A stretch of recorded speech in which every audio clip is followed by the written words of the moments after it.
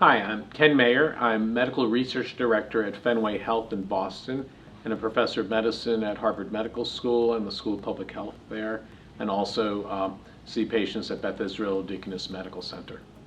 When I was doing my infectious disease training in Boston at Brigham and Women's Hospital in the early 80s, I also was working at Fenway Health as community service, and we started seeing the first people with AIDS in New England.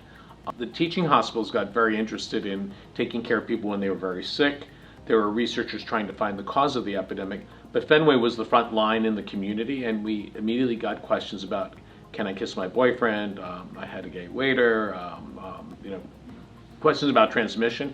So I've been studying HIV transmission for decades.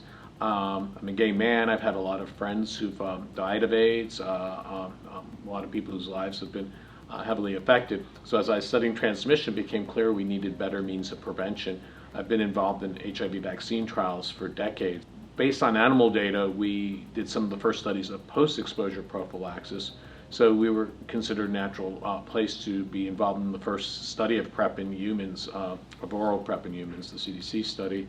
And then we were one of the sites for the IPREC study.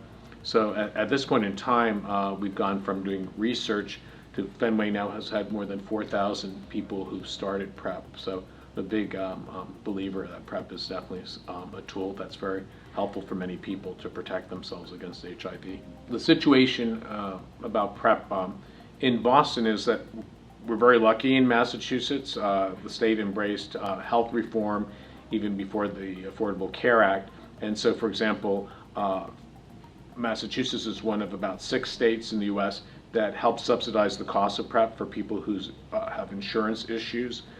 So most people who need PrEP can get PrEP. We have people who help navigate people through the system because the U.S. healthcare system is so crazy. You need that kind of support. And we also have a strong behavioral health program. So we don't see PrEP as just the pill in and of itself. We think it's part of a whole program of sexual health.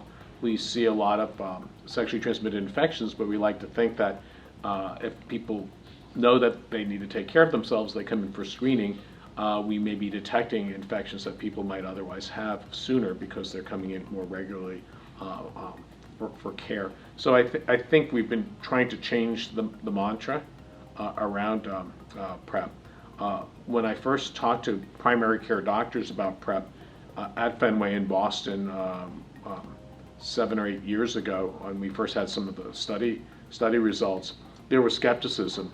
And at this point, when I do trainings, almost all the people I talk to have some experience providing PrEP. So it's a community where PrEP has really become much more the norm.